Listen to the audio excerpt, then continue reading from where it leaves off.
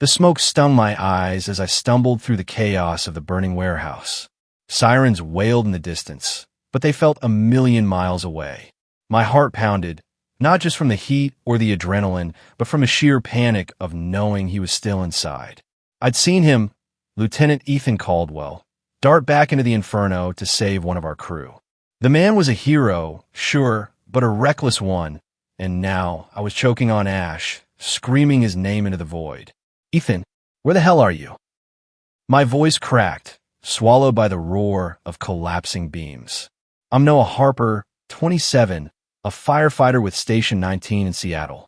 I've been with the department for 3 years, long enough to know that running into a blaze without backup was a death wish. But Ethan? He didn't care about protocol. Never had. And that's what made him so infuriating and so damn magnetic. 6 months ago, I joined this station, fresh from a small town in Oregon, chasing a life of purpose. I didn't expect to find him. A man who turned my world upside down with a single glance. It all started on my first day at Station 19. I was hauling gear into the locker room, sweat already pooling under my uniform, when I caught sight of him. Ethan Caldwell, mid-30s, leaning against the wall, arms crossed, his dark hair slightly tousled. His hazel eyes locked onto mine, and for a split second, the air felt charged like the moment before a lightning strike. "You the new guy, Harper?" he asked, his voice low, almost teasing. I nodded, fumbling with my bag. "Try not to slow us down," he added, a smirk playing on his lips before he walked off. I hated how my pulse raced after him. Station 19 was a tight-knit crew, but Ethan was the unspoken leader. Not just because he was a lieutenant, but because he had this aura. Confident, unshakable, with a charm that could disarm anyone. The kind of guy who'd risk his life for a stranger and then crack a joke about it over beers. I kept my distance at first, focusing on proving myself.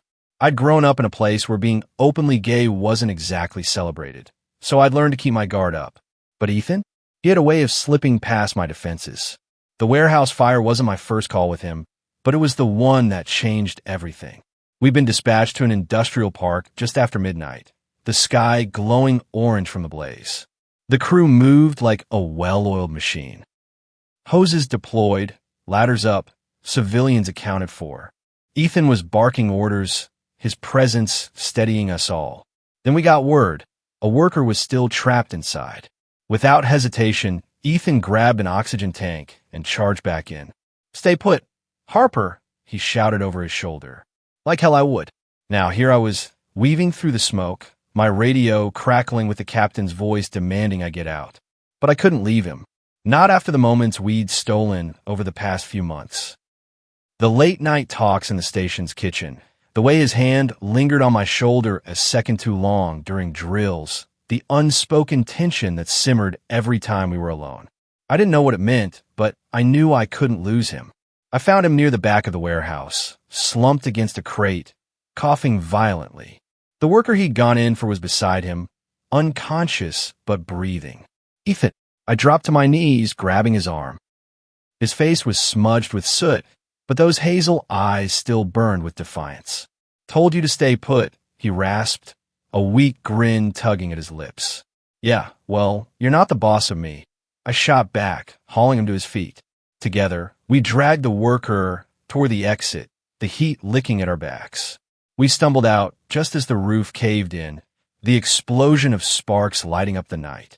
Paramedics swarmed us, but Ethan waved them off, his gaze fixed on me. "You're an idiot, Harper," he said, his voice rough but warm. "Takes one to know one," I replied, my chest tight with something I couldn't name. For a moment, the world narrowed to just us, the chaos fading into the background. Then the captain's voice cut through, ordering us to debrief. Back at the station, the adrenaline crash hit hard. I was in the showers, letting the hot water wash away the grime, when Ethan appeared, still in his gear, leaning against the doorway. "You could have died out there," he said, his tone sharper than usual. I turned off the water, grabbing a towel. "So could you. Why'd you go back in alone?" He stepped closer, his jaw tight. "It's my job, Noah." He used my first name, something he rarely did. The air between us crackled, and I noticed the way his eyes flicked down to my bare chest before meeting mine again. "Don't pull that hero crap with me," I said, stepping toward him close enough to feel the heat radiating from his body. "You don't get to risk your life like that and expect me to just stand there."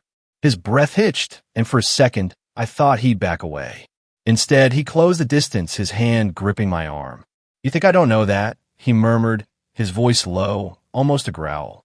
"You think I don't feel it every time you're out there with me?" My heart stopped. Was he saying what I thought he was? Before I could respond, the station alarm blared, shattering the moment. Ethan pulled back, his expression unreadable. "Get dressed," he said, turning away. We got another call. The rest of the shift was a blur. Another fire, this time a residential one. But my mind was stuck on Ethan. What had he meant? Was I reading too much into it?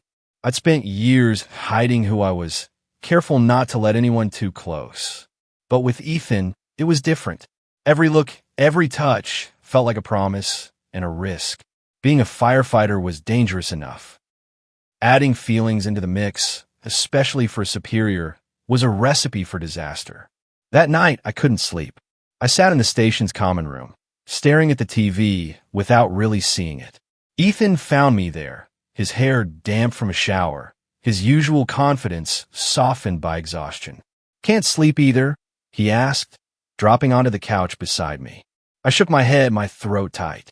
He was close, too close, and the memory of his hand on my arm burned in my mind. "Noah," he started, his voice barely above a whisper. "What happened earlier?" "I didn't mean to." He stopped, running a hand through his hair. "This isn't easy for me. I've got a career, responsibilities. But you—" He looked at me, and for the first time, I saw vulnerability in those hazel eyes. "You're making it real hard to keep my distance." My pulse raced. "Then don't," I said, the words slipping out before I could stop them. For a moment, we just stared at each other, the weight of what we were admitting hanging between us. Then, slowly, he leaned in, his lips brushing mine in a kiss that was tentative at first, then hungry, like we'd both been starving for it. His hand cupped the back of my neck, pulling me closer, and I melted into him, the world fading away. But just as quickly, he pulled back, his breathing ragged. "We can't," he said, his voice strained. "Not here. Not like this." He stood, putting distance between us. "I'm sorry, Noah. I shouldn't have." He didn't finish, just walked out, leaving me alone with my racing heart and 1,000 questions. As I sat there, replaying every second, I knew one thing for sure. Whatever this was with Ethan, it was far from over. And in a job where every call could be your last.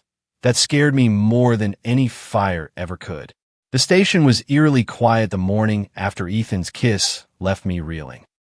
The usual banter of Station 19's crew was muted, replaced by the hum of the coffee maker and the distant clatter of gear being cleaned. I stood at the kitchen counter, gripping my mug like it was the only thing keeping me grounded. My lips still burned with the memory of his, hesitant, then fierce, like he'd been fighting himself as much as I had. But his words, "We can't," echoed louder, a warning I couldn't shake. I'm Noah Harper, 27, a firefighter in Seattle, and I just crossed a line I never thought I would. Ethan Caldwell, my lieutenant, wasn't just my superior. He was the man who'd ignited something in me I'd spent years burying. Growing up in a small Oregon town, I'd learned to hide my truth to blend in. The fire service gave me purpose, a place to belong, but it also demanded discipline. Something Ethan's presence was unraveling. The day started with a routine call, a car accident on I-5. I was in the rig with Ethan and two others, Riley and Martinez. Ethan was all business, his hazel eyes hidden behind sunglasses, his voice clipped as he briefed us. 2 vehicles, 1 trapped driver. "Harper, you're on extrication with me." I nodded, my stomach twisting. Working side by side with him now felt like navigating a minefield. At the scene, chaos reigned. A sedan was crumpled against a truck, glass everywhere, horns blaring. Ethan and I moved in sync, prying open the sedan's door with the jaws of life. His arm brushed mine, and I flinched, hyper-aware of every point of contact. "Focus, Harper," he muttered, not looking at me. I gritted my teeth, forcing my attention to the task. We freed the driver, a shaken but alive woman, and handed her off to paramedics. As we packed up, I caught Ethan watching me, his expression unreadable. My pulse spiked, but before I could say anything, Riley clapped me on the back. "Nice work, rookie." Beers later, I forced a grin. Maybe. Back at the station, I avoided Ethan, sticking to the gym to burn off my frustration. I was mid-set on the bench press when Riley cornered me, her short blonde hair sticking to her forehead from her own workout. "You okay, Noah? You've been off since the warehouse fire." Riley was sharp, the kind of firefighter who noticed everything. I shrugged, wiping sweat from my brow. "Just tired." She raised an eyebrow, but didn't push. "Well, if you need to talk, I'm here. Even if it's about certain lieutenants." My heart stopped. Did she know? I mumbled something non-committal and bolted for the showers. That night, the crew dragged me to a dive bar near Pike Place Market. The place was packed, neon lights casting a glow over sticky tables. I nursed a beer, half listening to Martinez's story about a call gone wrong, when Ethan walked in. He'd traded his uniform for a black Henley that hugged his frame, and damn if it didn't make my chest tighten. He joined us, sliding into the booth across from me, his knee brushing mine under the table. I froze, but he didn't pull away. Was he doing this on purpose? The night blurred with laughter and stories, but the tension between us simmered. When the others got up to play darts, Ethan leaned in, his voice low. "We need to talk, Noah. Outside." My mouth went dry, but I followed him to the alley behind the bar, the cool night air a shock after the stuffy bar. He paced, running a hand through his dark hair. "Last night was a mistake," he said, his tone firm, but his eyes betraying something else. "I'm your lieutenant. There's a chain of command rules. Then why'd you kiss me?" I cut in, stepping closer, my voice sharper than I intended. "You can't just do that and pretend it didn't happen." He stopped pacing, his jaw tight. "You think I don't know that? You think I haven't been tearing myself apart over this?" His voice dropped raw. "About 12 years in this job, Noah. A reputation. But you—" He looked at me, and the vulnerability in his eyes hit me like a punch. "You're making me question everything." I swallowed hard, the air between us electric. "So what now? We just ignore this." He didn't answer right away, his gaze dropping to my lips. For a second, I thought he'd kiss me again. Instead, he stepped back. "We keep it professional, for both our sakes." Before I could argue, a shout from the bar's back door broke the moment. Martinez calling us back for another round. Ethan walked away, leaving me in the alley, my heart pounding. The next few days were torture. Ethan was everywhere, running drills, reviewing reports, his presence a constant reminder of what we couldn't have. I threw myself into work, volunteering for extra shifts, but the tension only grew. Then came the bombshell. During a briefing, the captain announced a department-wide investigation into unprofessional conduct at Station 19. Whispers spread like wildfire. Someone had reported a breach of protocol, though no names were mentioned. My stomach churned. Had someone seen us? Riley's earlier comment about Ethan replayed in my mind, and I couldn't shake the feeling that eyes were on us. That night, I found Ethan in the station's garage, checking equipment. The others were asleep or on call, leaving us alone. "Did you hear about the investigation?" I asked, keeping my voice low. He nodded, not looking up from the hose he was inspecting. "It's probably nothing. People talk." But his tone was off, guarded. I stepped closer, my frustration boiling over. "Ethan, if this is about us—" "It's not," he snapped, finally meeting my eyes. "But we need to be careful. No more late-night talks. No more whatever this is." His words stung, but the way he looked at me, intense, conflicted, told a different story. I wanted to push, to demand answers, but the sound of footsteps stopped me. Riley appeared, her expression curious. "Everything okay out here?" she asked, glancing between us. "Fine," Ethan said, brushing past her. I forced a smile, but Riley's lingering look made my skin prickle. The next morning, a new call came in, a high-rise fire downtown. It was all hands on deck, the kind of blaze that tested even the best crews. Ethan led the charge, assigning me to his team for interior search and rescue. Inside, The heat was suffocating, visibility near zero. We moved through the floors, clearing rooms, when a scream cut through the smoke. A woman was trapped behind a collapsed wall. Ethan and I worked fast, digging through debris, our hands brushing as we passed tools. In the chaos, it felt like we were the only two people in the world, our connection undeniable even amidst the danger. We got the woman out, but as we retreated, a beam fell, grazing Ethan's shoulder. He grunted, stumbling, and I caught him, my arm around his waist. "I'm fine," he growled, but I didn't let go until we were outside. Paramedics checked him, and I stood nearby, my heart racing. The captain pulled me aside. "Harper, you did good in there. But I need you to keep your head on straight. No autoeeks." His tone was pointed, and I wondered if he suspected something. Later, in the station's locker room, I confronted Ethan. He was bandaging his shoulder, his shirt off, the sight of his toned frame making my breath catch. "You could have been killed," I said, my voice low. He smirked, but it didn't reach his eyes. "Part of the job." I stepped closer, my voice trembling. "Stop acting like this doesn't matter. Like we don't matter." He froze, his hand hovering over the bandage. "No," he started, but the door swung open. Riley again, her timing uncanny. "Captain wants you both in his office." Now, as we walked to the captain's office, my mind raced. The investigation, Riley's suspicions, Ethan's injury, it was all closing in. Whatever was waiting for us, one thing was clear. The spark between us was too strong to extinguish, but it might just burn us both down. The captain's office felt like a pressure cooker as Ethan and I stood before his desk. Captain Delgado, a grizzled veteran with eyes that missed nothing, leaned back in his chair, his fingers steepled. My pulse hammered in my ears, every second stretching into eternity.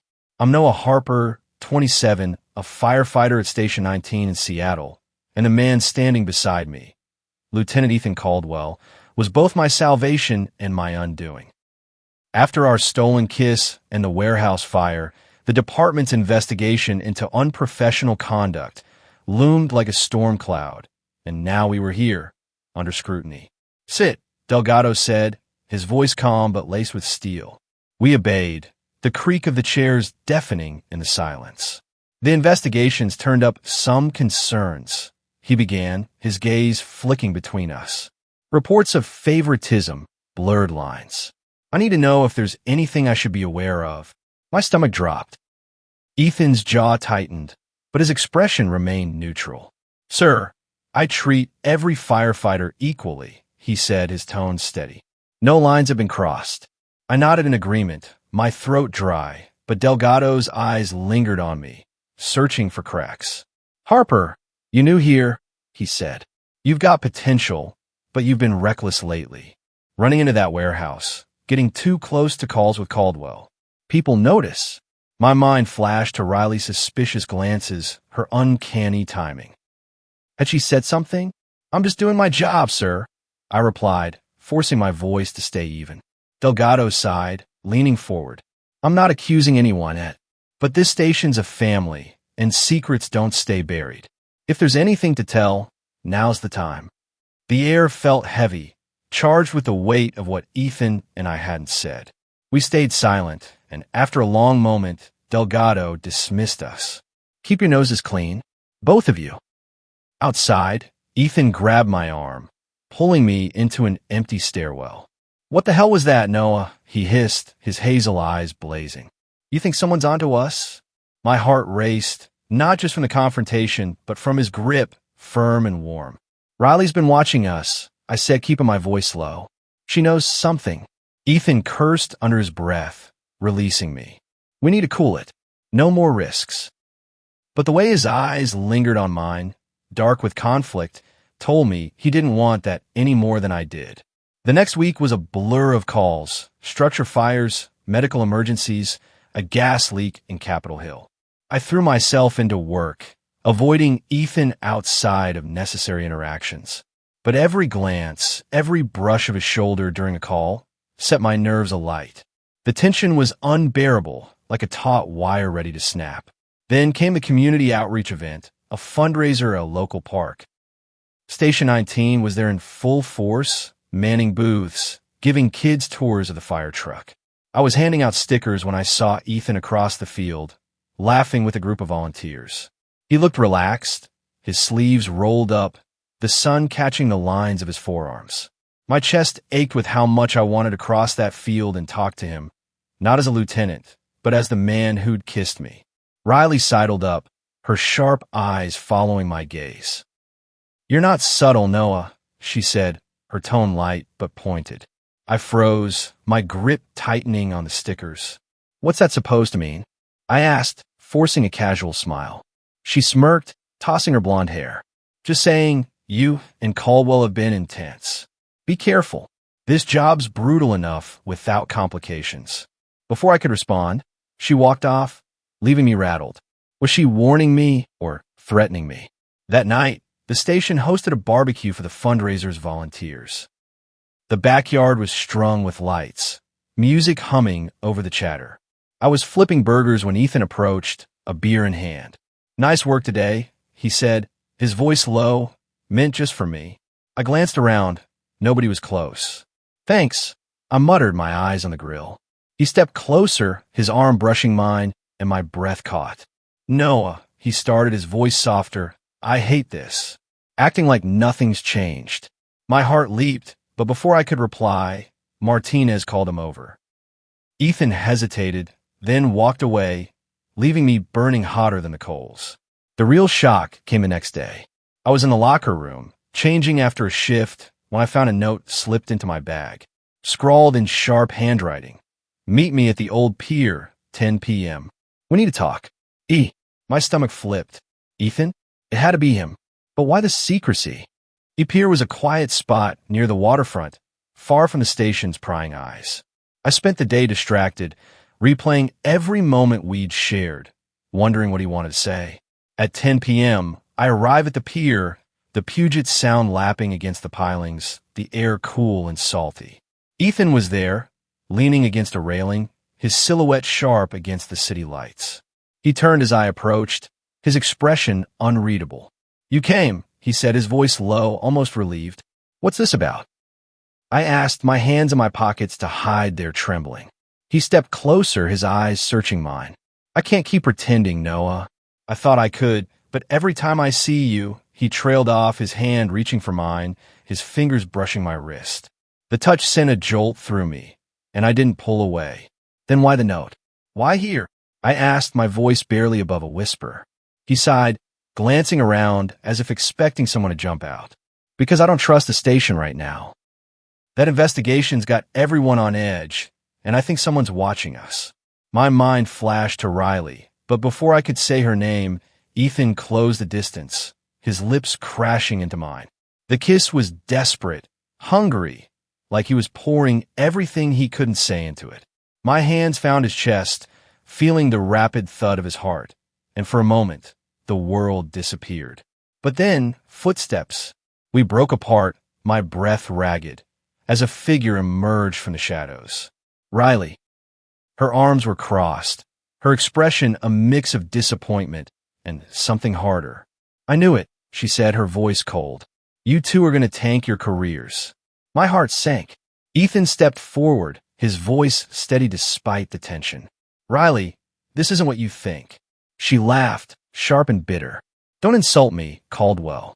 I've seen the way you look at him. And Noah, you're not as sneaky as you think." I felt exposed, raw, like the ground had dropped out from under me. "What do you want, Riley?" I asked, my voice shaking. She studied us, her eyes narrowing. "I don't want to ruin you, but I'm not the only one who's noticed. Martinez has his suspicions, and he's not as discreet as me.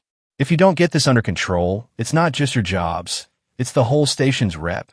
She turned to leave, then paused. "Figure out. Fast." And then she was gone, her footsteps fading into the night. Ethan and I stood in silence, the weight of her words crushing. "She's right," he said finally, his voice hollow. "We're playing with fire." I wanted to argue, to say we could make it work, but the fear in his eyes stopped me. "So what now?" I asked, my chest tight. He looked at me, his expression torn. "I don't know, Noah. But we can't keep doing this, not like this. He walked away, leaving me alone on the pier, the cold seeping into my bones. Back in my apartment, I couldn't sleep, Riley's warning looping in my mind. The station was my home, my purpose, but Ethan was something deeper, a connection I'd never felt before. Could I get that up? Could I keep pretending? As I stared at the ceiling, my phone buzzed. A text from Ethan. I'm sorry. We need to talk. Tomorrow, my place. My heart raced, hope and dread warring inside me. Whatever came next, one thing was clear. The truth was out, and there was no going back. The air in my apartment felt stifling as I stared at Ethan's text. I'm sorry. We need to talk. Tomorrow, my place. My fingers hovered over the keyboard, itching to reply, but I couldn't find the words. I'm Noah Harper, 27, a firefighter at Station 19 in Seattle, and my life was unraveling. Ethan Caldwell, my lieutenant, had kissed me, confessed feelings that mirrored my own, and now we were caught in a web of suspicion. Riley's confrontation at the pier last night had exposed us, and her warning that others, like Martinez, were watching, hung over me like smoke from a smoldering fire. I barely slept, my mind replaying every moment. Ethan's lips on mine, the desperation in his voice, Riley's cold stare. By morning, I was a wreck, but I dragged myself to Ethan's apartment in Fremont, a modest brick building with a view of the canal. My heart pounded as I knocked, each tap echoing my fear of what came next. Ethan opened the door, his dark hair disheveled, his hazel eyes shadowed with exhaustion. He wore a plain gray t-shirt that clung to his frame, and for a moment, I forgot why I was there. Come in, he said, his voice low, stepping aside. The apartment was sparse but personal. A leather couch, a shelf of firefighting manuals, a framed photo of Ethan with his old crew in Chicago. The scent of coffee lingered, grounding me as I sat on the couch. Ethan stood by the window, arms crossed, the morning light carving out the lines of his jaw. Noah, he started, then stopped, running a hand through his hair. I messed up. The pier, the kiss, all of it. I put us both at risk. His words stung, but the raw edge in his voice kept me from interrupting. I've spent years building this career, keeping everything contained. Then you showed up, and it's like I can't think straight. My chest tightened. You think this is easy for me? I said, standing, my voice sharper than intended. I left everything behind to do this job, to prove I could make it. I didn't ask to feel this way about you. He turned, his eyes locking onto mine, intense and unguarded. Then why are you here? He asked, stepping closer. The space between us crackled, and I felt the pull of him like gravity. Because I can't walk away, I admitted, my voice barely above a whisper. Not from you. For a moment, neither of us moved. Then he closed the distance, his hand cupping my face, his thumb brushing my cheek. The touch was gentle, a stark contrast to the chaos of the pier, and when he kissed me, it was slow, deliberate, like he was memorizing me. My hands found his waist, pulling him closer, and for those fleeting seconds, the world made sense. But reality crashed in, and I pulled back, breathless. We can't keep doing this, Ethan. Not if it's going to destroy us. He nodded, his expression torn. I know, but I don't want to lose you. He sat on the couch, motioning for me to join him. We need a plan. Riley's not the only problem. If Martinez is talking, it's only a matter of time before Delgado digs deeper. I sat, the weight of his words settling in. What do we do? Deny everything? Ethan shook his head. We play it smart. Keep our distance at work, no more slip-ups. But he hesitated, his hand resting on mine. I don't want to stop this, Noah. Not if we can find a way. His words lit a spark of hope, but doubt gnawed at me. Could we really balance this? The job was unforgiving, and the station was a pressure cooker of gossip. Before I could respond, my phone buzzed, a text from Riley. Meet me at the coffee shop on 34th. Now, we need to clear the air. My stomach churned. Ethan saw the screen and tensed. Go, he said, his voice firm. Find out what she wants. But be careful. I nodded, grabbing my jacket, the weight of his trust anchoring me. The coffee shop was crowded, the hum of conversation blending with the hiss of the espresso machine. Riley sat in a corner booth, her blonde hair pulled back, her expression unreadable. I slid into the seat across from her, my nerves on edge. "What's this about, Riley?" I asked, keeping my tone neutral. She leaned forward, her voice low. "I'm not your enemy, Noah, but you and Caldwell are walking a tightrope. Martinez saw you two at the pier before I did. He's been mouthing off to anyone who'll listen." My blood ran cold. "What's he saying?" She sighed, sipping her coffee. "That you're getting special treatment. That Caldwell's too close to you. It's not just about you two, it's about the team. If trust breaks down, we're screwed out there." I clenched my fists under the table. "So what do you want me to do? Quit?" Riley's eyes softened, a rare crack in her tough exterior. "I want you to be smart. I get it, okay? I've seen how you look at him. But this job, this life, it chews up anything that doesn't fit. If you're serious about him, you need to protect it." Her words hit hard, echoing Ethan's. "Why are you helping me?" I asked, suspicious. She shrugged, a half smile tugging at her lips. "Because I've been where you are. Not with the lieutenant, but I know what it's like to hide who you love." Her admission stunned me. Riley, the toughest firefighter I knew, had her own secrets. Before I could press, she stood. "Talk to Caldwell. Figure out your next move. But if Martinez goes to Delgado, I can't cover for you." She left, and I sat there, the coffee cooling in my cup, my mind racing. Riley's warning, her unexpected empathy, it changed things. But Martinez was a wild card, and his gossip could torch everything. Back at the station, I found Ethan in the gym, lifting weights, his focus intense. I relayed Riley's warning, watching his expression darken. "Martinez," he muttered, setting the barbell down. "He's always had a chip on his shoulder. Thinks I'm too soft on the new guys." He wiped sweat from his brow, his t-shirt clinging to his chest, and I forced myself to focus. "What do we do about him?" I asked. Ethan's eyes met mine, resolute. "I'll handle Martinez. You just keep your head down. No mistakes." But mistakes have a way of finding you. That night, a massive call came in. A factory fire in Soto, flames lighting up the sky. The crew was stretched thin, and Ethan and I were paired again, searching the upper floors for trapped workers. The heat was brutal, the smoke choking, but working with him felt like second nature. We found a man pinned under debris, and as we freed him, Ethan's hand brushed mine, a fleeting moment of connection amidst the chaos. "We got this," he said, his voice steady, and I believed him. We got the man out, but as we exited, Martinez was waiting, his eyes narrowing as he watched us. "Nice teamwork," he said, his tone dripping with sarcasm. Ethan shot him a look, but Martinez just smirked and walked off. My gut twisted. He knew something, and he wasn't letting it go. Later, in the station's common room, I overheard him talking to another firefighter, his voice low but clear. "Caldwell's got a favorite, and it's going to get someone hurt." The words landed like a punch, and I knew we were running out of time. That night, alone in my apartment, I replayed everything. Ethan's kiss, Riley's warning, Martinez's threat. The station was my home, but Ethan was my heart, and I couldn't have both without risking everything. My phone buzzed, a voicemail from Ethan. "Noah, I'm working on Martinez, but we need to be ready.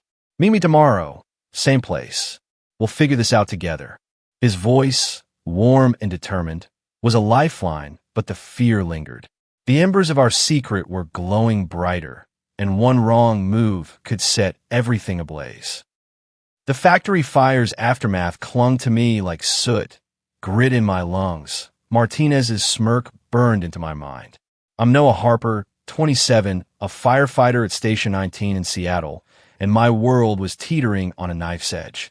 Ethan Caldwell, my lieutenant and the man who'd stolen my heart, was a risk I couldn't quit, even as Martinez's whispers and the department's investigation closed in. Ethan's voicemail last night, "We'll figure this out together," was a flicker of hope, but the weight of our secret felt heavier than ever. I met Ethan at the old pier again, the same spot where Riley had caught us. It was early, the sky bruised with dawn, the waterfront quiet except for the gulls. Ethan was already there, pacing, his black jacket zipped against the chill. His hazel eyes met mine, and for a moment, the tension eased. "You okay?" He asked, his voice soft. I nodded, though my stomach churned. Martinez is trouble, Ethan. He's not just talking, he's looking for proof. Ethan's jaw tightened, but he stepped closer, his hand brushing my arm. I've got a plan. I'm meeting him later, one-on-one. I'll shut this down. His confidence was reassuring, but doubt gnawed at me. Martinez wasn't the type to back off. Before I could press, Ethan's expression shifted, softer. Noah, I meant what I said. I don't want to lose this, sus. He leaned in, his lips grazing mine, a quick, stolen kiss that sent warmth through me despite the cold. We'll be careful, he murmured, pulling back. But we're not done. I wanted to believe him, but Riley's warning and Martinez's venom loomed large. Just don't do anything stupid, I said, managing a half smile.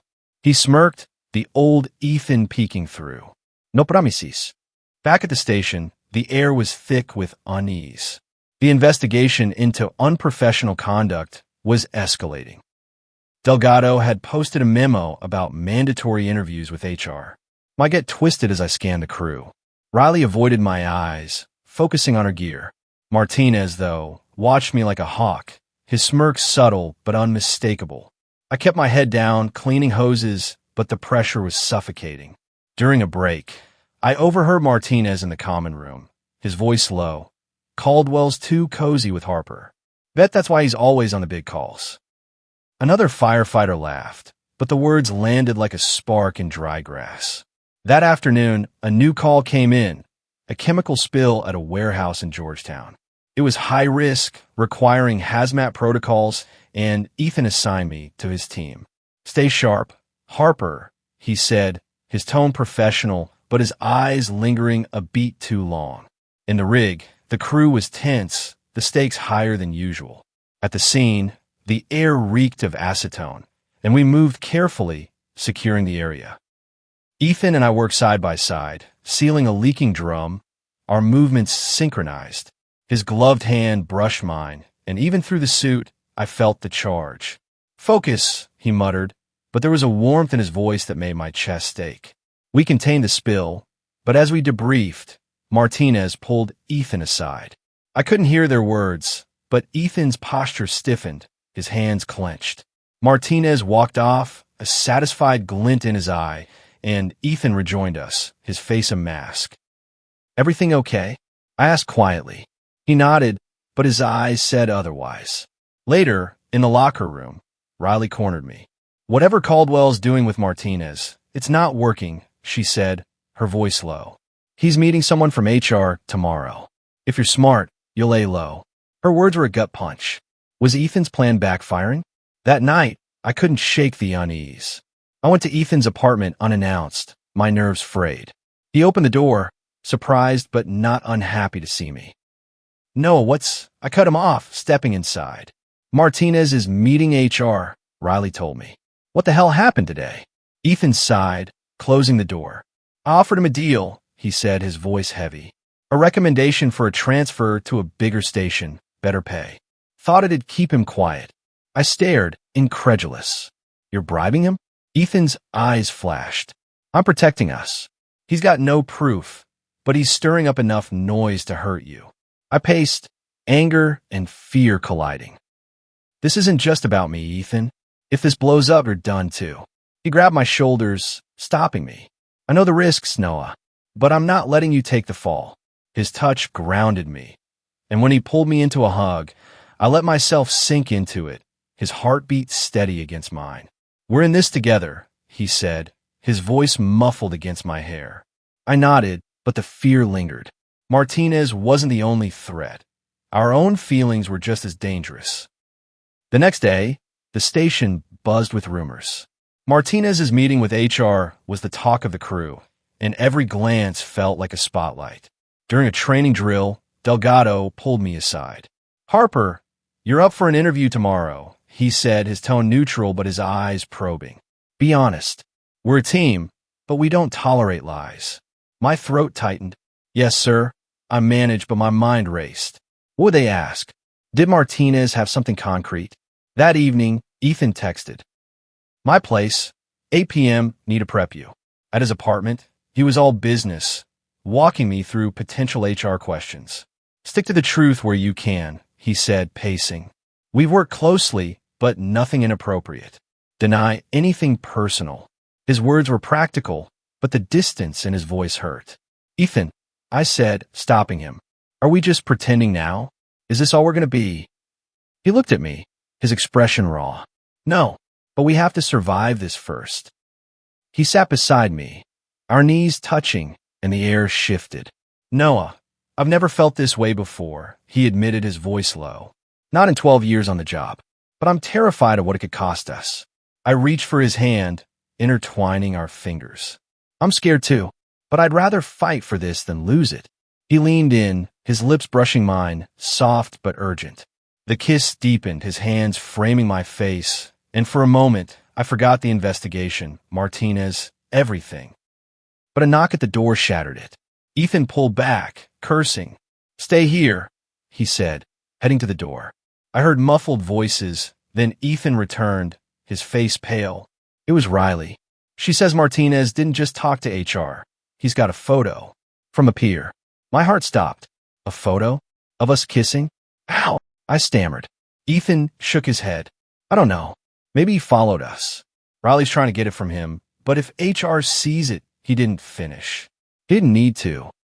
A photo was proof, and proof was the end. We sat in silence, the weight crushing. "What do we do?"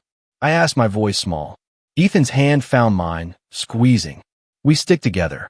Riley's on our side, for now. If she can get the photo, we might have a chance." But his voice lacked conviction, and I saw the fear in his eyes. Fear for his career, for me, for us. As I left his apartment, the city lights blurred through my tears. The station was my home, Ethan was my heart, and Martinez's photo could burn it all down. Back at my place, I found a note slipped under my door, and signed but chilling. "You can't hide forever." My blood ran cold. Was it Martinez? Someone else? The walls were closing in, and every choice felt like a trap. Ethan and I were fighting for a future we could barely see, but the pressure was relentless, and one wrong move could end it all. The note under my door, "You can't hide forever," sat on my kitchen counter like a grenade, its ensigned threat gnawing at me. I'm Noah Harper, 27, a firefighter at Station 19 in Seattle, and my life was spiraling. Ethan Caldwell, my lieutenant and the man I'd fallen for, was tangled in the same mess. Martinez's photo from the pier, catching us in a kiss, was a ticking bomb. Riley was trying to intercept it, but the department's investigation and Martinez's vendetta were closing in. Every step felt like walking through a burning building, waiting for the collapse. I met Ethan at his apartment the next morning, my HR interview with Delgado looming that afternoon. His place felt like a sanctuary, the scent of cedar and coffee grounding me. Ethan was in jeans and a faded t-shirt, his hazel eyes heavy with worry. Riley called. He said, "Handed me a mug. She's got the photo, but Martinez made copies. He's holding one back. Says he'll only hand it over if I pull strings for his promotion." My stomach churned. "He's blackmailing you?" Ethan nodded, his jaw tight. I told him I'd try, but it's a long shot. If he gets desperate, he'll go straight to HR. I set the mug down, my hands trembling. And the note at my place? Was that him? Ethan's eyes darkened. Maybe. Or someone else piling on. This station's a pressure cooker. People talk. He stepped closer, his hand on my shoulder, warm and steady. "We're going to get through this, Noah. I promise." His touch sent a shiver through me, and when he pulled me into a hug, I clung to him, his heartbeat a fleeting anchor. "I trust you," I whispered, but the fear lingered. Trust was all we had, and it was fraying. The HR interview was brutal. Delgado and an HR rep, Ms. Carter, sat across from me in a stark office, the air thick with scrutiny. "Mr. Harper," Carter began, her voice clipped, "we've heard concerns about your relationship with Lieutenant Caldwell. Care to explain?" My pulse raced, but I stuck to Ethan's script. "We work closely, ma'am. He's my superior, and I respect him. Nothing more." Delgado's eyes narrowed. "Martinez claims you get preferential treatment. Says it's affecting team morale." I swallowed hard, keeping my voice steady. "Martinez has a grudge. I earned my place like everyone else. Carter scribbled notes, her expression unreadable. We'll follow up. You're dismissed. Outside, I leaned against the wall, my breath ragged. Had I said enough? Too much. Riley found me, her face grim. Martinez is escalating, she whispered. He's talking to other stations, spreading rumors. I got one copy of the photo, but he's playing games. He's still here, ingefliving. Why is he doing this? What's his problem? Riley sighed, glancing around. He's been passed over for promotions twice. Thinks Ethan's holding him back. You're just collateral. Her words hit hard. Our feelings were a pawn in Martinez's vendetta. That night, a massive call came in. A hotel fire in Belltown, flames tearing through a 20-story building. The crew was stretched thin, and Ethan and I were paired for search and rescue. In the rig, his knee brushed mine, a silent reassurance. Stay close, he said, his voice low. I nodded, the adrenaline sharpening my focus. Inside, the heat was suffocating, smoke curling like a living thing. We moved floor by floor, clearing rooms, when a cry echoed from the 12th floor. A teenage girl was trapped in a stairwell, debris blocking her path. Ethan and I worked fast, prying apart the wreckage. His arm grazed mine, and even through the gear, I felt the spark. You good? He asked, his eyes locking onto mine through his mask. Yeah, I said, my voice steady despite the chaos. We freed the girl, guiding her to safety, but as we retreated, a wall collapsed, cutting us off from the main exit. Ethan grabbed my hand, pulling me toward a side stairwell. Move, Noah, he shouted, his grip fierce. We stumbled down, the fire roaring behind us, and burst onto the street, gasping. Paramedics swarmed, but Ethan waved them off, his eyes on me. You okay? He asked, his voice rough. I nodded, my chest heaving. For a moment, it was just us, the world fading. Then Martinez appeared, his expression dark. Real cozy out there, he muttered, loud enough for others to hear. Ethan stepped forward, his voice low but lethal. Back off, Martinez. The tension crackled, and I saw Riley watching, her face unreadable. Martinez smirked but walked away, leaving a chill in his wake. Back at the station, Ethan pulled me into the equipment room, the door clicking shut. He's pushing too hard, he said, his voice tight. I'm meeting him tonight, offering the promotion deal again. If he bites, we're clear. I grabbed his arm, fear spiking. And if he doesn't? Ethan, he's got a photo. He could ruin us. Ethan's eyes softened, and he cupped my face, his thumb brushing my jaw. I won't let that happen. He kissed me, slow and deep, and I melted into it, the fear momentarily drowned by desire. But the moment ended, and he pulled back. Trust me, Noah. I got this. I wanted to believe him, but doubt clawed at me.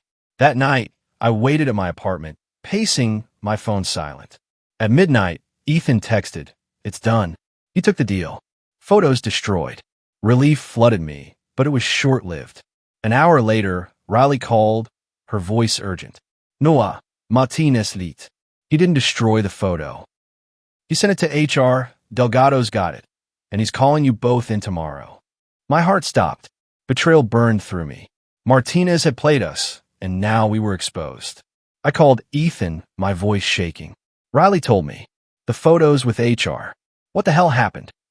Ethan's silence was deafening. Then he spoke, his voice raw. He double-crossed me. I thought he'd take the deal. Noah, I'm sorry. Sorry didn't fix this. What do we do? I asked, desperation creeping in. We face it, he said, resolute. Tomorrow, we tell the truth, or enough of it to survive. Meet me at the station at 6 a.m. We'll go in together. I agreed, but sleep eluded me, the note's words, you can't hide forever, echoing in my mind. At dawn, I arrived at Station 19, the building looming like a judgment. Ethan was waiting, his posture rigid, but his eyes warm. Ready? He asked, his hand brushing mine. I nodded, drawing strength from his touch. As we walked toward Delgado's office, Riley intercepted us, her face pale. There's something else, she whispered. Martinez didn't just send the photo. He's claiming you two endangered the team during the hotel fire. Says your relationship distracted you. The accusation hit like a sledgehammer. It wasn't just about us anymore. It was about the crew's trust, our lives on the line. Ethan's hand tightened on mine, a fleeting gesture before he let go. "We'll handle it," he said, his voice steel. But as we stepped into Delgado's office, the photo on his desk, a grainy shot of our kiss at the pier, stared back like a death sentence. Delgado's eyes were cold, Carter's pen poised. "Explain," Delgado said, his voice flat. My heart pounded, Ethan's presence beside me the only thing keeping me upright. We'd reached the breaking point, and whatever we said next would decide everything. The photo on Captain Delgado's desk was a guillotine, its grainy image of Ethan and me kissing at the pier slicing through every defense we'd built.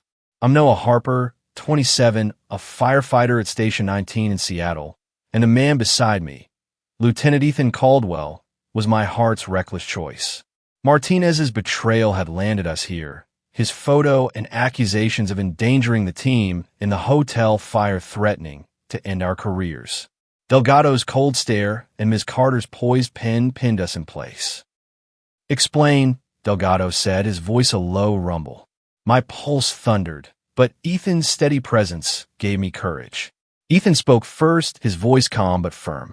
"Sir, the photo's real, but it's personal. It doesn't affect our work." Delgado's eyes narrowed. "Personal? Martinez says your relationship distracted you during the hotel fire. Says it put lives at risk." I clenched my fists, anger flaring. "That's a lie," I said, my voice steady despite the fear. "We saved that girl. Ethan and I work as a team, same as anyone here." Carter scribbled, her expression unreadable. "And the favoritism claims?" she asked. Ethan leaned forward. "Martinez has a personal grudge. He's been angling for a promotion and thinks I'm in his way. This is retaliation." Delgado studied us, the silence suffocating. "You're both good firefighters," he said finally, "but this station runs on trust. If the crew doubts you, we're all at risk." He tapped the photo. "This complicates things." My heart sank, but Ethan didn't waver. "We'll do whatever it takes to rebuild that trust, sir. But we're not the only ones with secrets here. Martinez's actions, blackmail, spreading rumors, aren't exactly team building." Delgado's brow furrowed, and I saw a flicker of doubt. "We'll investigate Martinez's conduct," he said.